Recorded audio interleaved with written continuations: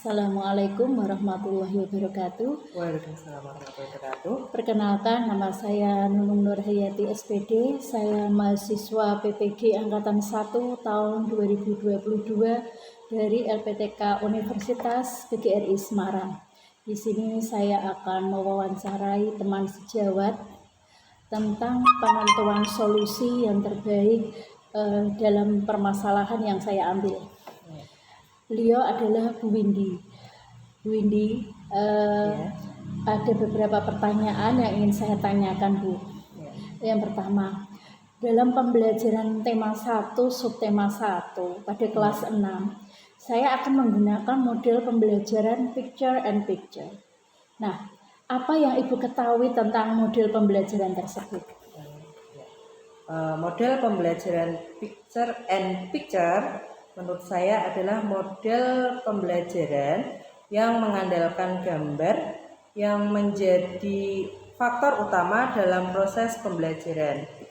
Tepatnya gambar dipasangkan atau diurutkan menjadi urutan yang logis. Maka dari itu sebelumnya guru harus sudah menyiapkan gambar dalam menyiapkan gambar yang akan ditampilkan baik dalam bentuk poster, kartu ukuran besar maupun lewat proyektor atau LCD. Baik, apakah model pembelajaran tersebut cocok saya terapkan pada mata pelajaran IPS, materi, kondisi, dan sosial budaya negara ASEAN, dan bagaimana pelaksanaannya?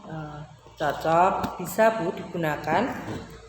Guru menyediakan gambar atau peta wilayah Asia Tenggara, lalu guru membuat gambar kecil bendera negara-negara ASEAN seperti Indonesia, Malaysia, Singapura, atau Vietnam dan yang lainnya. Lalu gambar tersebut diacak, kemudian siswa secara bergantian maju ke depan memilih gambar bendera yang diacak, kemudian menempelkannya sesuai dengan negara yang ada di peta tersebut. Dari hasil tersebut, anak disuruh menjelaskan mengapa menempel bendera di negara yang ada di peta tersebut. Kadang kan anak mempunyai ciri sendiri ya. Kira-kira bendera ini bendera mana gitu tadi. Terus ditempel misalkan di Indonesia, terus kok bisa milih Indonesia, kenapa? Seperti itu ya, Bu. Ditanyakan. Untuk pertanyaan yang ketiga, Bu, apa kelebihan dan kekurangan penggunaan model pembelajaran tersebut menurut Ibu? Pembelajaran tentu akan terbantu dengan media gambar. Model picture and picture mengharuskan siswa itu untuk menyusun gambar-gambar yang telah diacak, kemudian disusun berdasarkan urutan yang tepat, yang logis, dan sehingga menumbuhkan daya kreasi dan interaksi siswa terhadap media pembelajaran.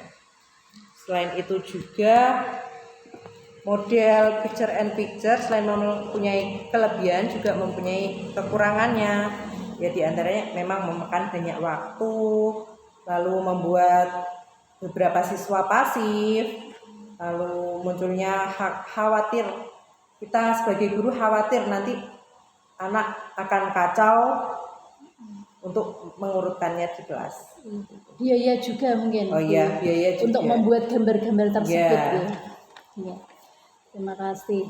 Untuk pertanyaan keempat, Bu, apa yang Ibu ketahui tentang media audiovisual? Media audiovisual berarti media yang mengandung audio itu suara, visual itu gambar. Mengandung unsur suara dan gambar yang dapat dilihat, misalnya rekaman, video, lalu film dan lain sebagainya. Iya. Pertanyaan terakhir, Bu. Dalam pemanfaatan teknologi, saya menggunakan media audiovisual dalam pembelajaran. Apakah media tersebut efektif atau tidak diterapkan di kelas? Menurut saya sangat efektif karena media audiovisual dalam pembelajaran dapat direkam dan isi pesan dapat dipergunakan berulang-ulang sehingga program dapat diedit sesuai dengan apa yang dikehendaki, lalu membuat suasana belajar lebih mantap dan dapat mengembangkan kemampuan apresiasi dan imajinasi siswa terhadap hal-hal yang sedang disajikan. Walaupun saat media audiovisual dipertunjukkan, tidak semua peserta didik bisa mengikuti, tetapi bisa diatasi dengan guru menjelaskan tadi apa yang ditayangkan.